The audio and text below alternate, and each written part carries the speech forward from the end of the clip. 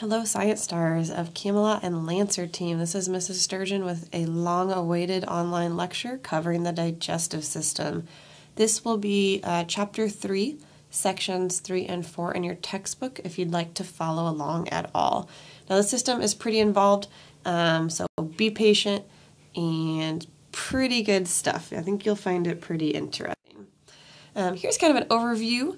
No guts, no glory. There's a lot going on in this picture. We're going to cover this, but not in great detail, okay? But kind of take a look at it. You'll need a good visual in your mind of where all this stuff fits in your body. So try to keep this overall in mind as we go through.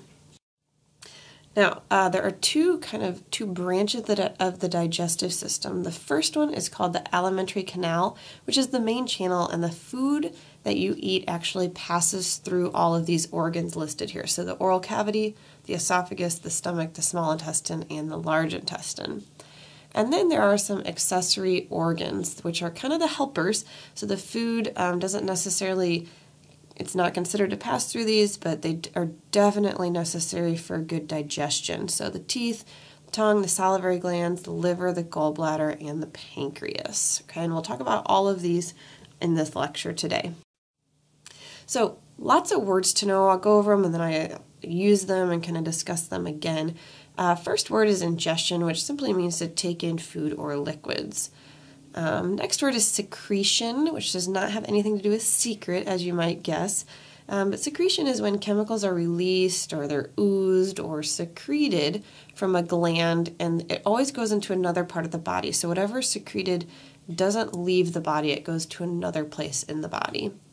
Next word is kind of a funny word. It's called villi. And villi are small little folds in the intestine. They kind of almost look like fingers. And their job is to increase the surface area of the small intestine. It basically just gives more space for nutrients to be absorbed from food into your body. Next word is peristalsis, and this is where those smooth muscle contractions come into play that we've been talking about. They are gentle, very gentle, kind of wave-like muscle contractions that help move food through the digestive tract, and that makes sure that everything moves along nicely and doesn't get stuck anywhere, which would be, as you can imagine, pretty bad. Digestion simply means breaking down food.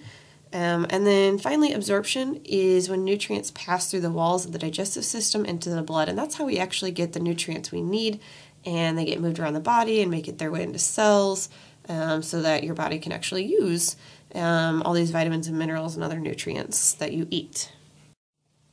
All right, so before we start, there are two major types of digestion that we'll see throughout the digestive system, and they're both really important. So the first one is mechanical food. We are not snakes. We do not swallow our food whole.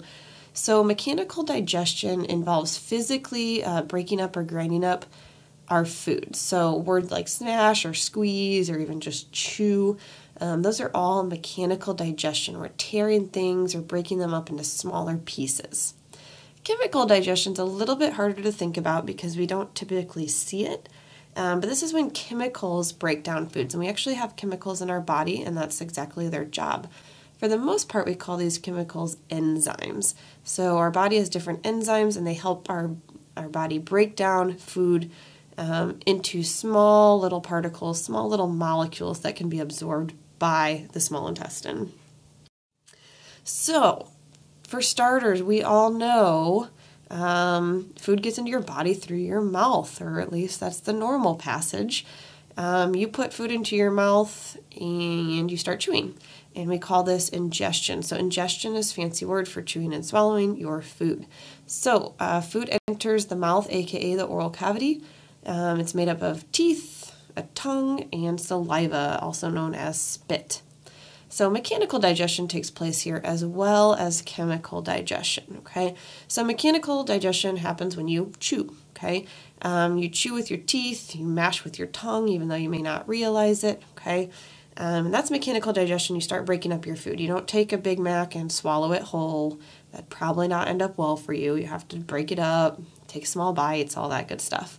Chemical digestion actually starts here as well.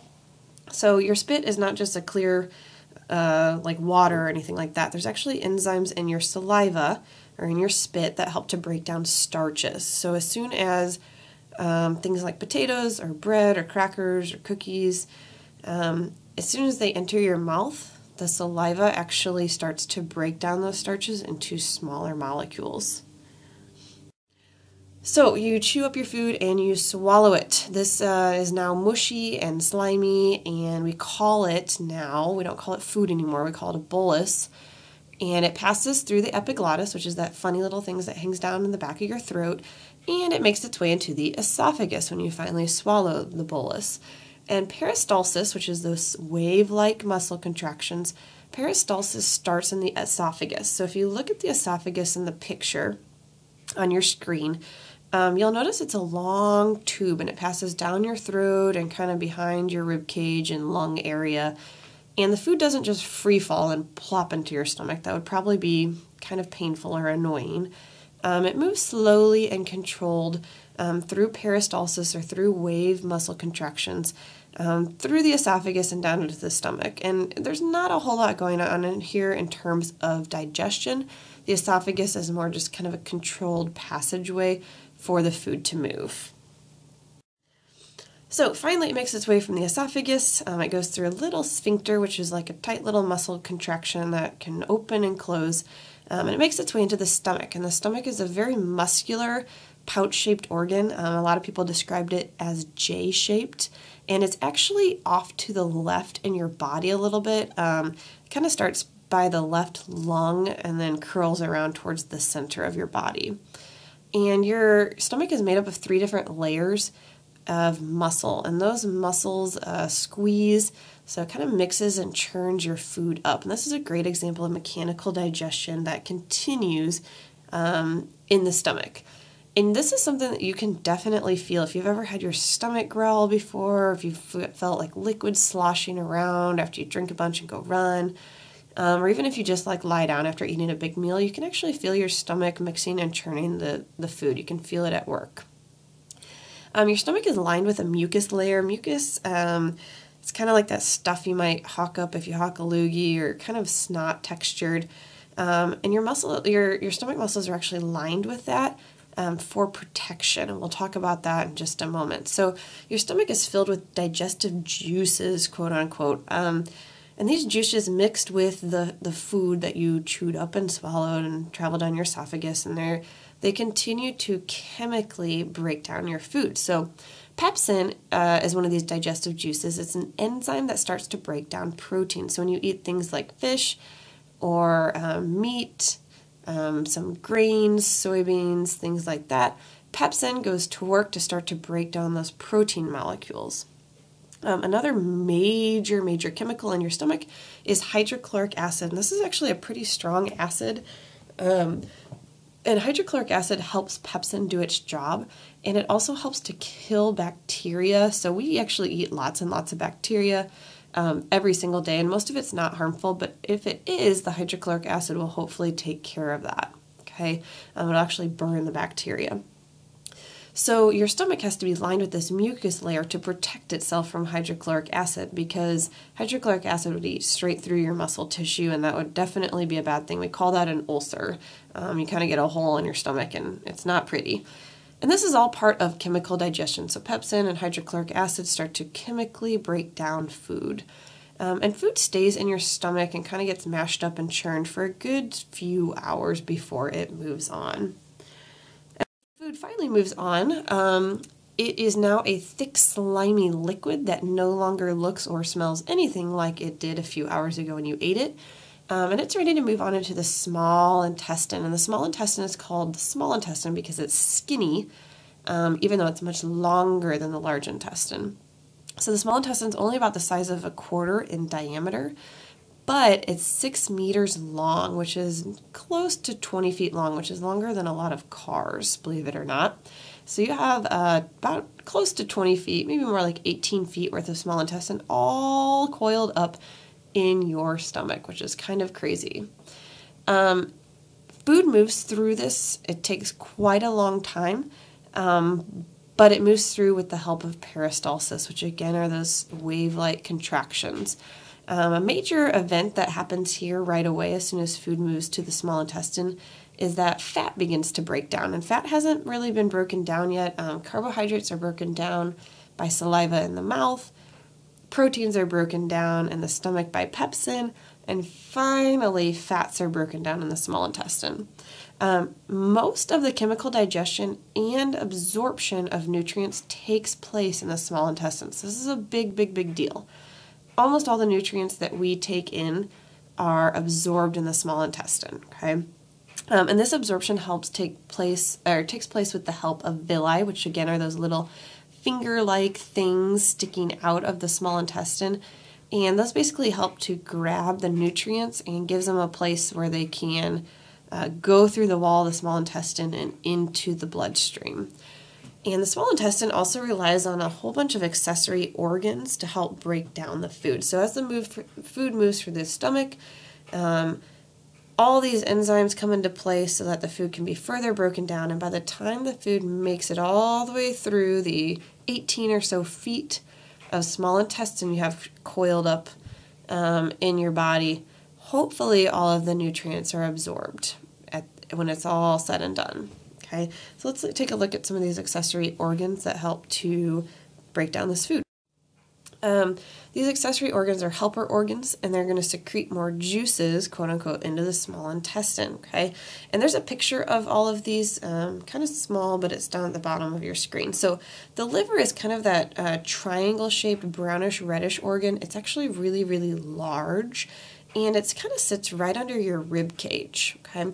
And your liver does a lot of odd jobs for your body, but one of the things it does that helps your digestive system is it makes bile, okay? And bile actually physically breaks up fat molecules into little fat droplets, which your body actually needs a decent amount of fat to function, okay? And once the liver makes this bile, the bile moves to the gallbladder, which is that little green kind of ball-shaped organ sticking out of the bottom of the liver. And the gallbladder stores bile until it's released into the small intestine. So if you happen to eat something fatty, the gallbladder will release bile in small amounts into the small intestine so that you can break that fat down and actually use it if you need it, okay? And finally, the pancreas, it makes enzymes that help break down fat, carbohydrates, and proteins. The pancreas is really important because it kind of adds in extra enzymes that help finalize breaking down of all of your food. And the pancreas is kind of that corn in the cob shaped organ that sticks out the side near the liver. It's a pretty ugly organ in all reality, okay, but it's really, really, really important. It does other stuff for your body as well. So these organs help provide the enzymes and the other chemicals to finish breaking down food particles so that they can be absorbed by the time they leave the small intestine. Okay? And finally, when food leaves the small intestine, it enters the large intestine. Again, it's called the large intestine because it's a lot wider, okay, but it is shorter. It's only about 1.5 meters long, which is about 3 feet.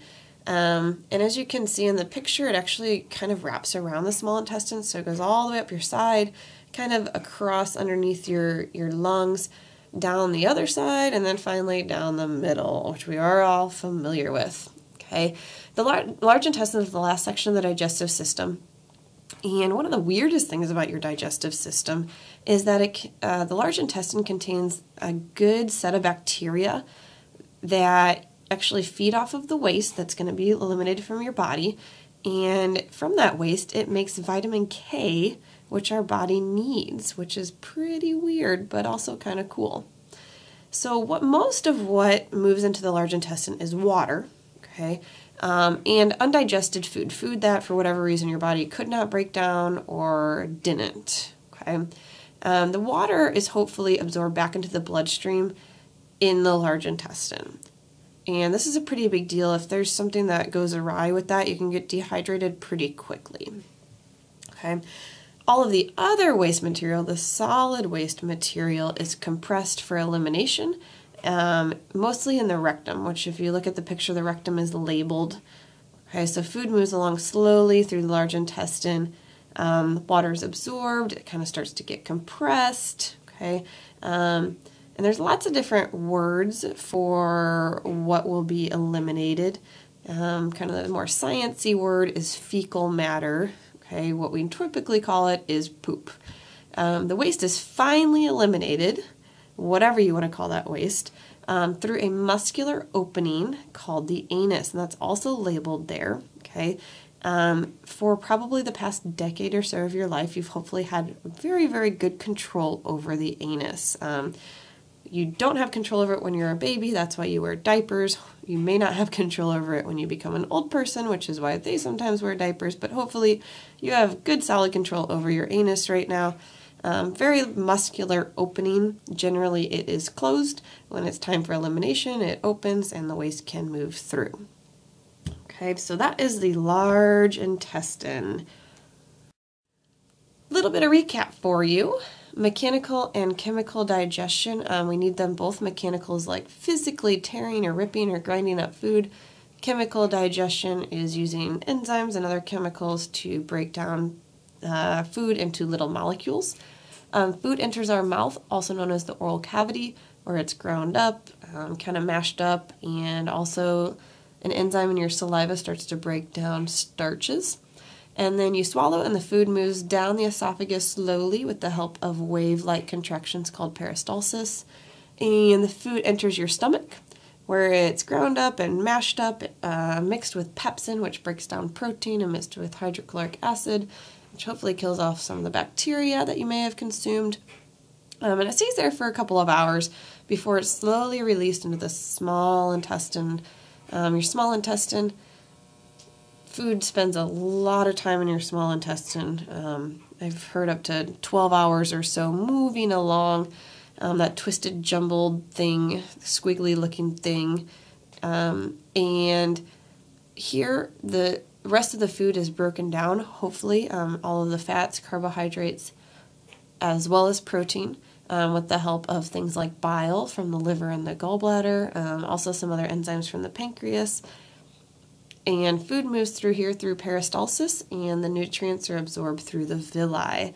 And finally, food moves into the large intestine. Water is reabsorbed.